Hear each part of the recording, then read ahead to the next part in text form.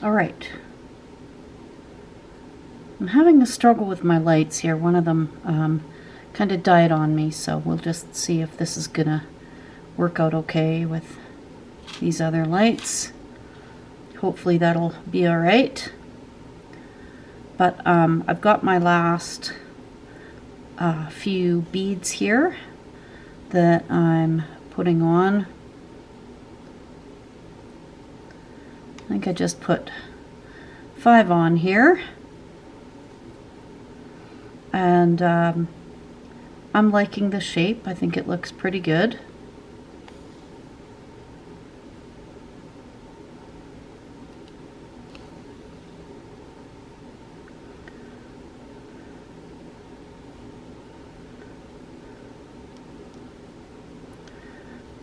Don't want it bunching up on me.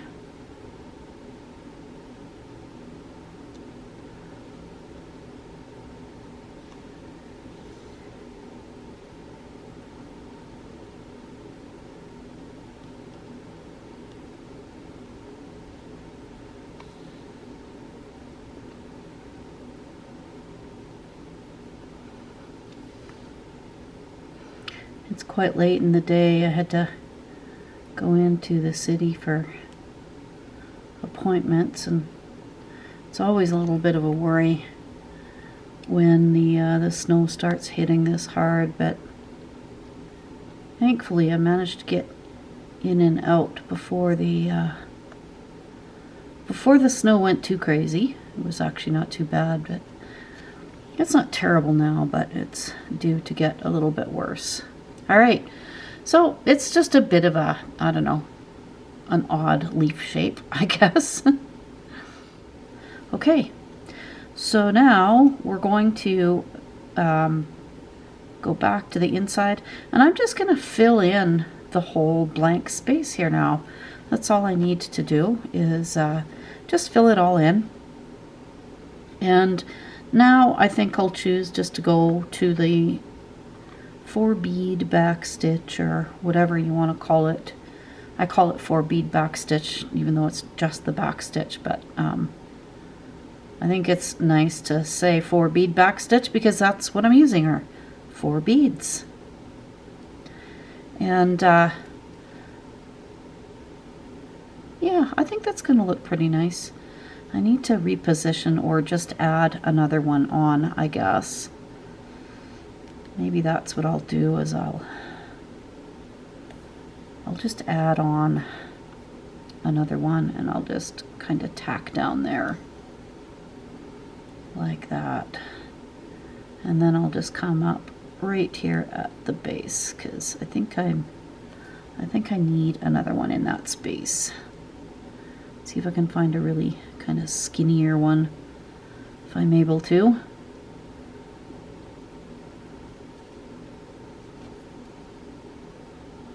There we go. That looks a little bit better, filling in that space there.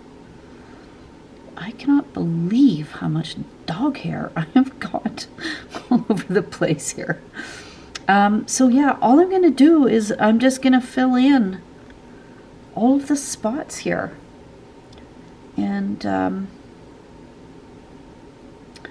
you know, I probably would have been better off just keeping the white base, but, you know, I don't care that the green is showing through so much. It just not too big of a worry for me, but you know, if that's something that does concern you, then if you get this box or something similar, then just choose the background that's going to match your beads. Like I said, I just like color. I don't know, maybe I've edited the other part out. I said I might, but I just, in a previous segment, if I didn't edit out, pardon me for repeating it, but if I have edited it, then you won't have known what I've said. And that was, I don't like white. I just am not a fan. I do find it boring. I know it can look really pretty and stuff, but I don't know. It's not my thing. It's just not my thing. So I'm gonna go down, and here I'm actually gonna I'm gonna just tack these 3 And then I've got that little space in there. And in that little space, I'll tack forward, I guess.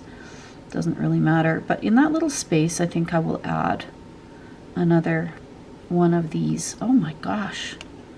Can't stop catching on things. I'll add another one of these smaller ones, but sideways. So these ones, the holes are going that way. I'm going to put it where the hole will go that way. So putting it in the opposite direction, or side on, as they say, to these other beads.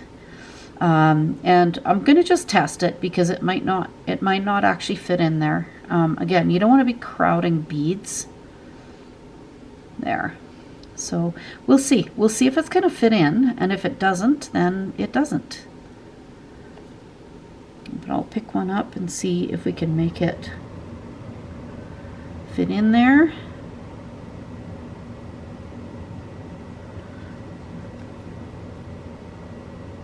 Yeah, that fits in pretty nicely. That's all good.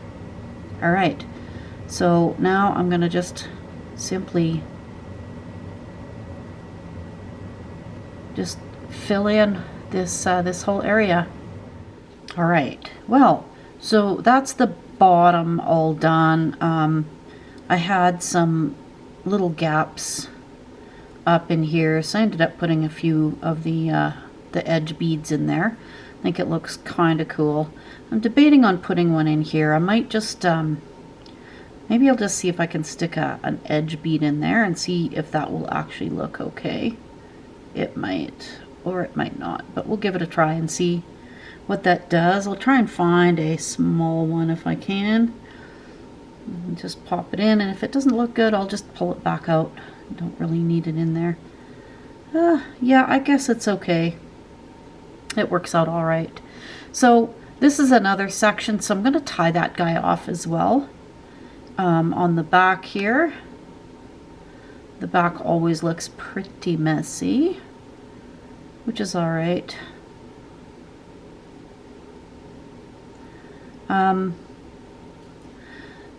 So the next part is just really filling in that outer circle. And there's several ways that you can actually do this. In fact, I'm going to take these, I'm going to take this this stitching out here now, by the way. I don't really feel like I need it anymore. All right, so I'm going to do the 4 bead back stitch again around here, and we'll see how all of this goes.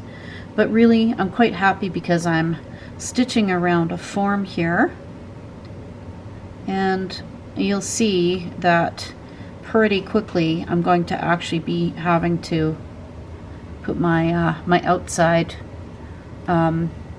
bead, sort of my frame in kind of right away here, which is fine. I might just do 1 row then of this and then get to doing the outside of that and just see, oops, just see where we need to go from there. Okay, so I've completed that round, and I've started on these kind of lighter beads, and by the looks of it, I don't really think I would get that circle anyway. I just see that that would have been pretty difficult to get that with size 10 beads. These are pretty big beads, and so I'm kind of feeling like that would not have happened so easily. And I kind of like the look of this anyway, to be honest with you. I think it looks kind of cool.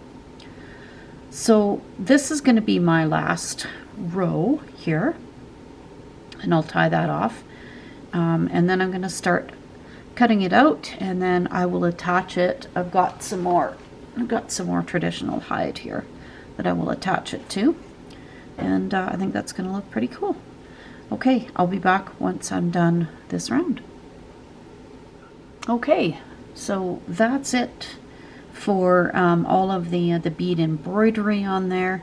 It's super simple, but right now that's kind of all I have time for. It's simple. So in the next segment, I'll cut all of this out and then do some brick stitch to put the other hide piece on. And yeah, I might even do a necklace piece for it, but we'll see. All right, so I'm gonna just start cutting this guy out now, and very carefully, as much as I can. I might even just kind of start over here on the back for now, just so I can see where those stitches are. A little bit hard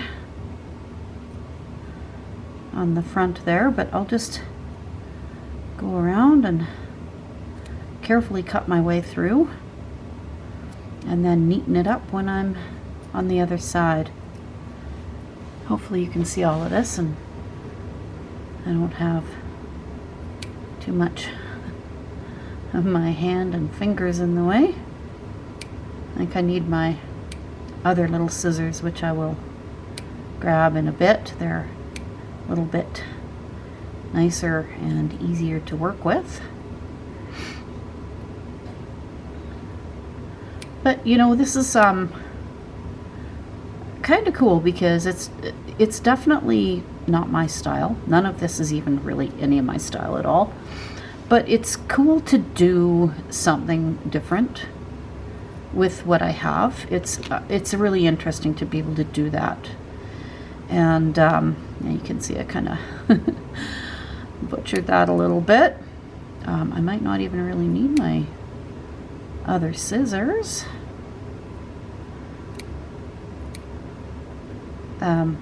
This one I kind of neaten that up a little bit, and probably more than anything I think I also want to kind of just get rid of as much of this white that's showing as I possibly can, because that we don't really need that showing through at all. And you know, I tend to kind of default to doing brick stitch to finish off my edges, and it's partly because I guess I'm so busy with my my regular business, I suppose, that I just find it a bit overwhelming at times to try and really play around with anything much different than that. So that's my excuse anyway. So I'm just going to trim that a little bit closer. I'm just going to be a bit careful with that. I don't want to trim too much, but I also don't want to leave a whole ton behind.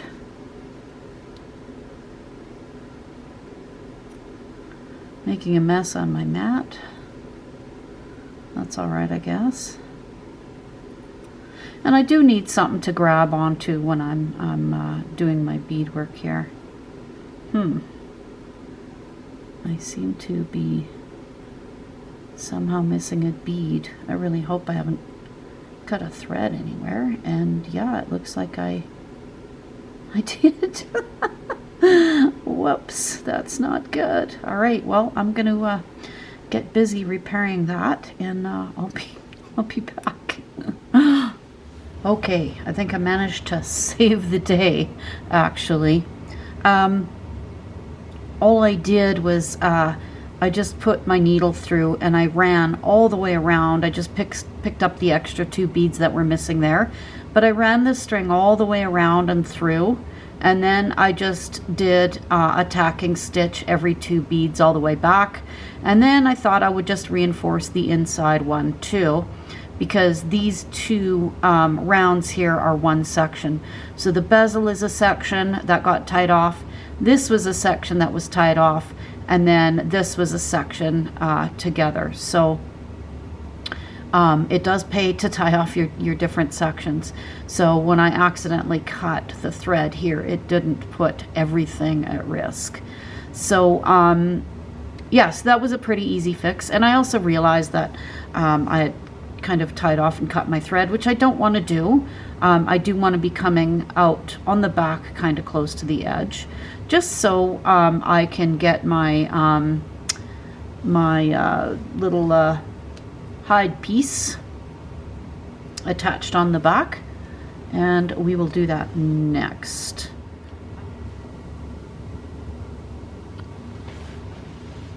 Okay, so I've got my little hide piece all cut out, and I'm coming out of the back here.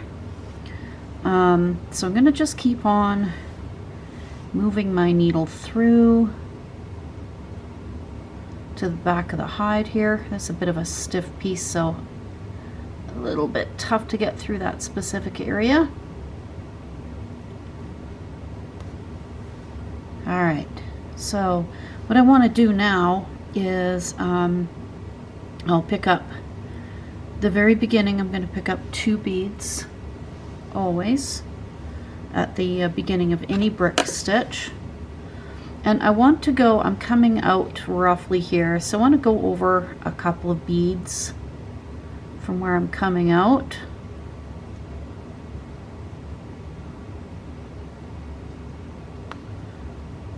And we'll pull, and now I want to come back up this bead here. Okay, this just seems to be the day for batteries to die.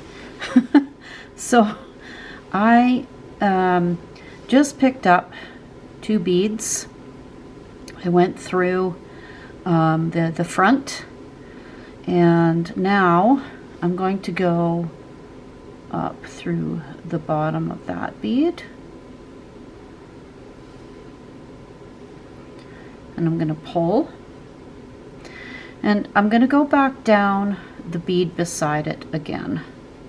Move that thread out of the way. I'm going to go back down this bead beside it, and a lot of people will actually take that bead through the fabric again, and you can, but I'll do that at the end maybe if I need to, but I'd rather go up this bead here, because what's going to happen is this string is going to wrap around the base of both of them and force them to sit nicely.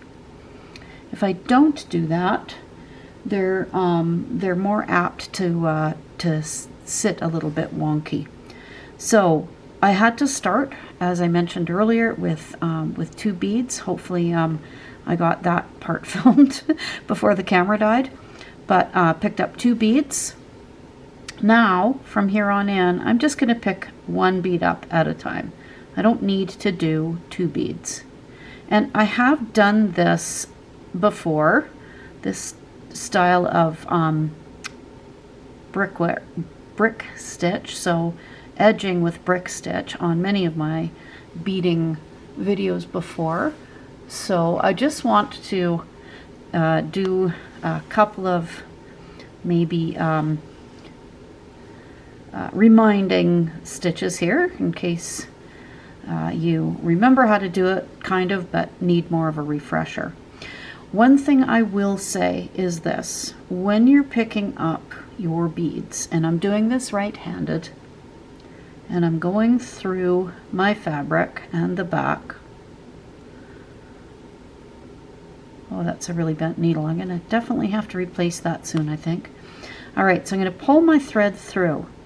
When I go to come back up this side, you'll notice I move the thread from the right-hand side out of my way over to the left.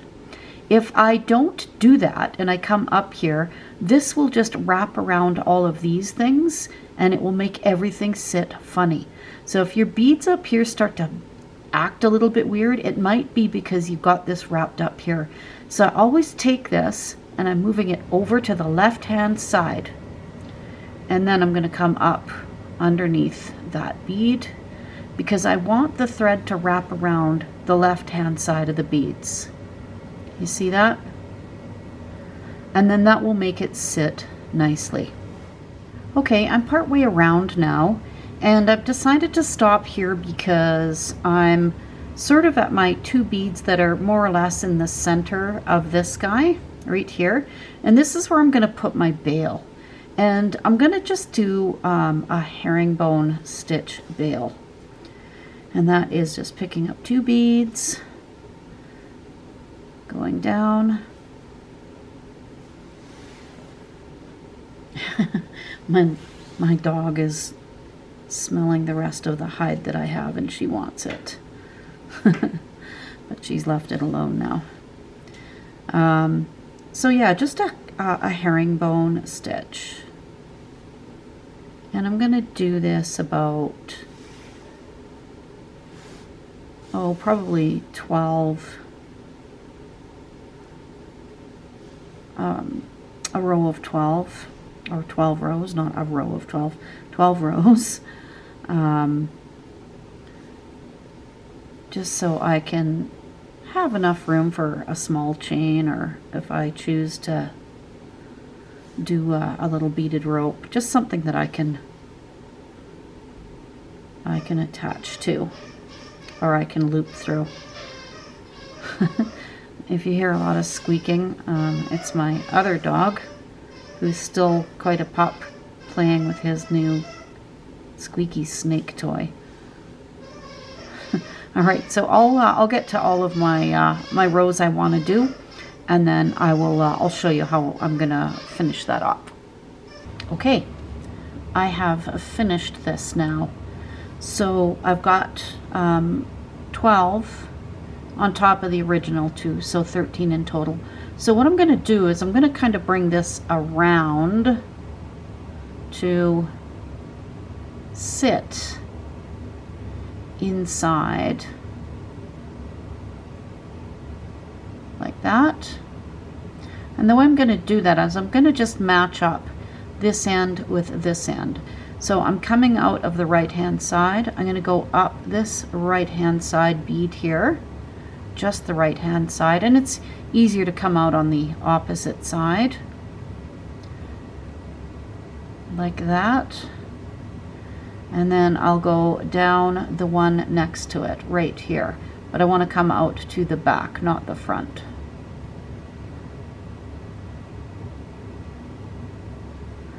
Like that.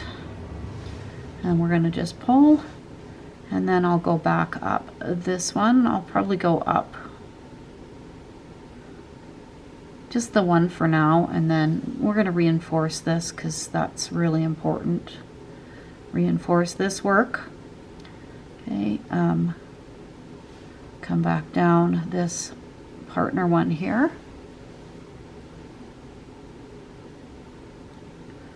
And now we're going to go around over to the one in the front again and come up that one.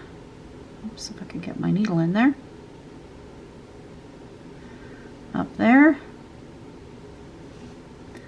And then once again down this one, but coming out the back, because again that's important. And then up this guy, and I'll go up 2 this time, I think.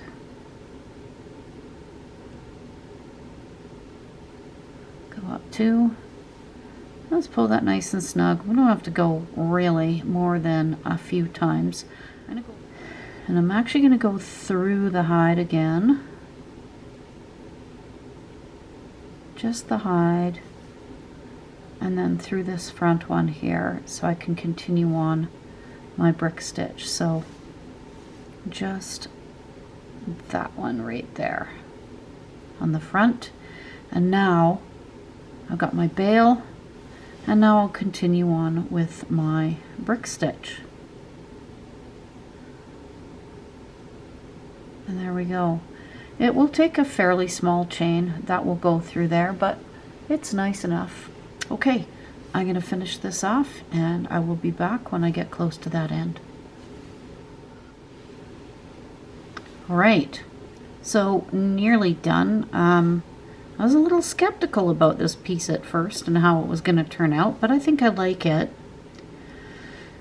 So I'm going to just continue on with the last few beads here, placing them on. And then I'll show you how we'll finish it off, how we'll tie it off, that is. And I think I've got room for just one more bead here.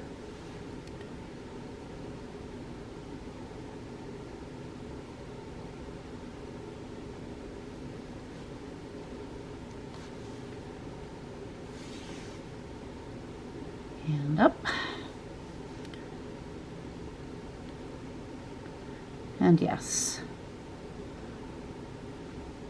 just one last bead. And this guy I'm going to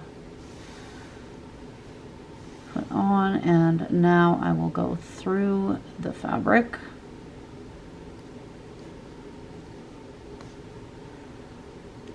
And just attach it. Now, lots of people like to finish their beadwork by just sewing up and down the beads a few times. I just don't think that's terribly secure, in all honesty. So what I do is I'll go down the next bead, and the loop of thread that is holding that bead on, I just go around it, and I make myself a little knot, and I go up that bead and down the next one, and I'll tie a few knots on here.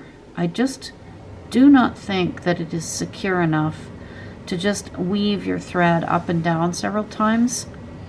I feel like that is just something that eventually can and very likely will work its way loose, especially depending on, you know, how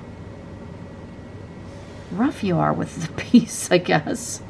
You know, I can certainly be a bit hard on my jewelry when I travel. And yeah, I just could see this coming loose. So I did 2 knots there. And I'll do one more.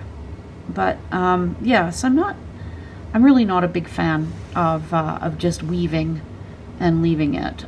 I think that is something that has the potential to come apart, and I would really hate it if somebody actually bought a piece from me and it came apart. That would bother me a lot.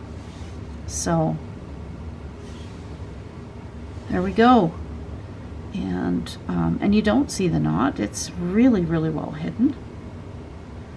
And I'll come back down here, and now I can tie it. And there's no need to have knots in the back of your work. You can do this without any kind of knots showing. And in fact, I did somewhere down here, I did a little bit of a change of thread because I was running out of thread, and you will never see where I've done that. You won't have a clue. So that's the piece right there. Let's grab the other one over here, and let's have a little look at both of these pieces. So that's from the December Poco bead box. Both the same stones, 2 very different looks from it. I really like both of those pieces. They're very pretty. Yeah, I really would have loved to have had some size 15s in here, but I'm really determined, for as much as I possibly can, really to just do everything that comes in the bead box. And I might try and put a necklace together with these and a few other beads and just see how that goes. But anyway, there you have it. That's the 2 pieces done. Now for the November bead box, just a quick little reminder. I'll grab everything out of here.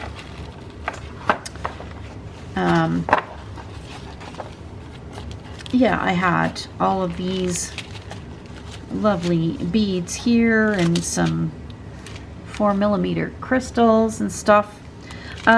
So I'll make something out of this, but I'm not going to do a tutorial. I'll just show you at the end whatever product or project that I come up with, and I'll show you the finished product the way that I did with this. But I will not be doing a tutorial on that. I'm just so far behind on these things, but you know, I at least am able to continue with my challenge to try and at least do 1 or 2 projects from each of the bead boxes. But you know, take a look at how many beads are left, and like, this is just barely even scratching the surface. There are so many beads left in this in the box. I mean, they're very, very generous with the beads that they give you. Oh, one thing I wanted to point out, that it suddenly dawned on me. I suddenly realized something very interesting, and you guys were probably laughing because I bet you guys saw it right off the bat. but each one of the the little cards that comes in the boxes, they've got the little pictures of something. So this is the Christmas one, and then this one reflecting all the colors in a glacial river, and the banks of the banks of the river, and mountains and snow. So they've got all of those colors in there, and I think I've said it before, I'm not really that good in terms of being a visual person. It's very hard for me, so I don't pick up on these things right away. But anyway, sorry for my random jump over, but I was in the midst of telling you, just look at how many beads are left over. And I know I didn't use up a whole ton, but I was able to make 2 projects, and I've got a huge amount of beads left over. That's pretty impressive. So anyway, I highly encourage you to go, if you're really interested in these boxes, go to Poco Bead Box. Here, I'll pull this out. It's pocobeads.com. Have a look at their site. I really am impressed with this.